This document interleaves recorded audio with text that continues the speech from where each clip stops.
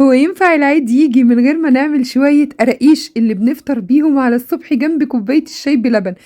القرقوشة اللي تنزل كده جوه كوباية الشاي تدوب دوب، بجد طعمها رهيب قوي قوي. يلا نعمل بقى شوية قراقيش طعمهم تحفة وحكاية، بمقادير سهلة وبسيطة، ومش محتاجين عجان ومش محتاجين مقادير كتير. هنعملهم مع بعض يا بنات ويطلعوا بطعم وريحة زمان. هقول لكم على كل التريكات اللي تطلع معاكي شوية قراقيش هشين وطعمهم خطير جدا، وكمان مظبوطين في السوا. وبصولي بقى على الجمال والقمر دوا.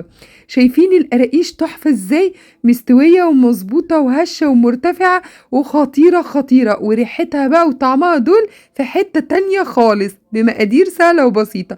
يلا بقى صلي على الرسول، وما تنسيش لايك وشير وكومنت حلو للتشجيع، وما تنسيش تقوليلي بتتابعيني من اي دولة. ويلا بينا نسمي الله، وهنجيب كده طبق كبير زي بالظبط ما ماما كانت بتعمل الله يرحمها.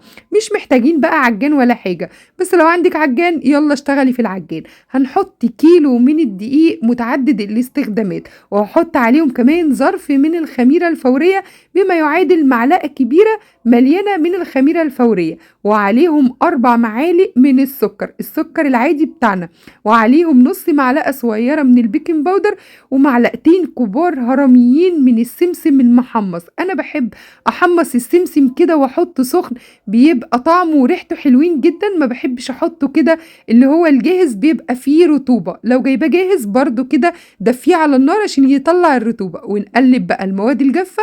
وتعالي للمواد السائلة، كوباية من السمنة هنا عندي سمنة سايحة مش سمنة مغلية، وهضيف عليهم كوباية كمان من الزيت. وتقدري تخليهم كوبايتين سمنة او كوبايتين زيت، او كوباية ونص سمنة، كوباية نص كوباية زيت. المهم المقدار عندي من المواد الدهنية كوبايتين، فانا حطيت كوباية من السمنة وكوباية من الزيت. طب ليه ما حطيتش كوبايتين سمنة؟ لان ده بيفرق، علشان خاطر انا عايزاها تبقى هشة ومقرمشة كده من بره، وفي نفس الوقت برضو تبقى معايا ناعمة كده شوية من جوه. هنبس بقى العجينة بتاعتنا ما بين ايدينا لحد لما الدقيق يتشرب من السمنة خالص خالص. وبعد كده هضيف عليهم كوباية من اللبن الدافي، وعليهم نص كوباية من المية برضو الدافية. ونقلب كده في الأول. هنقلب كل العجين كده، هتحسي ان هو معجن معاكي، ما تقلقيش خالص، هيلم. وبعد كده هضيف نص كوباية المية التانية، يبقى كده حطيت كوباية من اللبن وكوباية من المية. شايفين المقادير سهلة وبسيطة ازاي؟ واعجني بقى كويس، لازم العجينة دي تتعجن حلو قوي قوي علشان خاطر تاخدي افضل نتيجة. وبعد ما عجنتها حلو قوي، تعالوا بصوا العجينة طرية ولينة ازاي. شايفين عاملة زي الملبل، بس في نفس الوقت ما بتلزقش في الايد خالص. ونقلبها كده بقى، ونعدل العجينة كده كويس قوي ونلمها. وبعد كده هحط عليها كيس كده بلاستيك، وهغطيها بفوطة، وهسيبها كده تخمر لمدة ساعة. وبعد الساعة بصولي ما شاء الله الخميرة بتاعتي اختمرت وبقت حلوة جدا وحجمها تضاعف.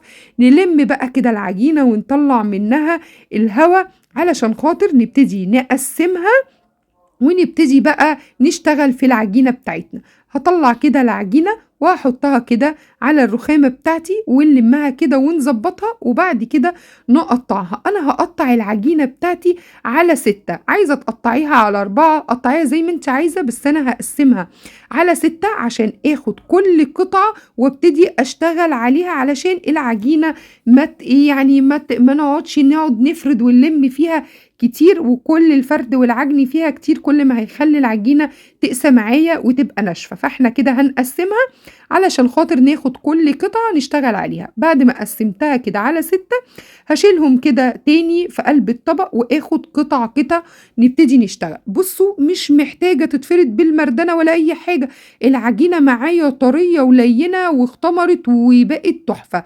هفرد كده القطعة تمام، وبعد كده هبتدي ابرمها بالشكل ده. طب ليه هبرمها؟ هقولك علشان خاطر العجينة معايا لما نقطعها وتبتدي بقى ان احنا نرصها في قلب الصاجات بتاعتنا وتستوي، تطلع العجينة كده تبقى مفرغة وهشة من جوه. وعايزة اقولك ان الافران بتعمل نفس الطريقة دي. تفرد العجينة وبعد كده تبتدي تبرمها كده رول وتقفل بقى العجينة لينة هتتقفل معاكي بكل سهولة. نقفلها كده ونظبطها، بصوا لازم كده نقفل كده ونظبط، وبعد كده نلم العجينة كده ونبرمها ونظبطها كده من الجناب علشان خاطر يبقى الطول بتاعها متساوي. وبعد كده هبتدي انا اضغط عليها ضغطة كده بسيطة بايديا، وهجيب بقى المردنة كده امشيها كده بالراحة كده وافردها كده فردة كده بسيطة علشان ناخد السمك اللي احنا عايزينه. شايفين بالشكل ده؟ ما باضغطش عليها ضغطة يعني جامدة، ضغطة كده بس بسيطة، العجينة لينة وسهلة جدًا. وبعد كده أبتدي بقى أجيب القطاعة أو السكينة وهابتدي أقطّع بقى القطع بتاعتي بالشكل ده. شايفين ده السمك اللي أنا عايزاه، مش عايزة أعلى من كده، كل ما هتكون أعلى من كده كل ما هيبقى حجمها لمّا هنسيبها، لإن دي هتختمر لسه مرة تانية، لسه هنسيبها ترتاح كده بتاع 10 دقايق ربع ساعة قبل ما ندخّلها الفرن. فطبعًا كل ما هتبقى حجم القطعة يعني عريضة أو سميكة، كل لمّا هتيجي تختمر وبعد كده تستوي هتبقى حجمها مرتفع أو عالي. فبراحتك بقى شوفي أنتِ عايزة ارتفاعها يكون قد إيه وابتدي اعمليه. ونبتدي نجيب القطعة اللي بعدها برضه نفردها كده بإيدينا، وبعد كده نلفّها رول، نقفّل الرول كده من الجنبين، وبعد كده نضبّط زي ما أنتم شايفين كده. نقفل كده العجينة لينة وطرية وسهلة جدًا جدًا. نضبطها كده علشان خاطر لما نيجي نقفلها ونقطعها تبقى مظبوطة. نضبط كده الرول بتاعنا، نضغط بقى عليه ضغطة كده بسيطة كده بإيدينا وبعد كده بالمردنة عشان خاطر إيدينا ما تبقاش مبصمة على العجينة، المردنة بتخلي لي شكل العجينة من فوق متساوية كده ومظبوطة. نقطعها برضو بالصوابع بالحجم ده وبرص على طول في قلب الصاج عندي مش مدهون أي مادة دهنية خالص، لأن زي ما قلنا إن نواعم العيد بيبقى فيها كمية محترمة من المواد الدهنية، فمش محتاجين إن احنا نحط أي حاجة تاني. العجينة بتاعتي اختمرت أهي، قعدت لها ربع ساعة كمان ما شاء الله حجمها تضاعف. هندخلها الفرن اللي مشغلينه مسبقا على درجة حرارة 180 على الرف الوسطاني، هتقعد لها بتاع 15 دقيقة بالظبط، وكل واحد على حسب فرنه. المهم ان درجة الحرارة تكون متوسطة مش عالية علشان ما تلهفهاش بسرعة وتحرقها. وده كان شكلها بعد ما طلعت وبردت. شايفين ما شاء الله اللهم بارك، تحفة يا بنات، هشة وخطيرة واخدة اللون، محتاجناش نشغل الشواية ولا اي حاجة، بجد خطيرة جنب كوباية الشاي بلبن. وكل سنة وانتم طيبين، واستنوني في فيديو جديد.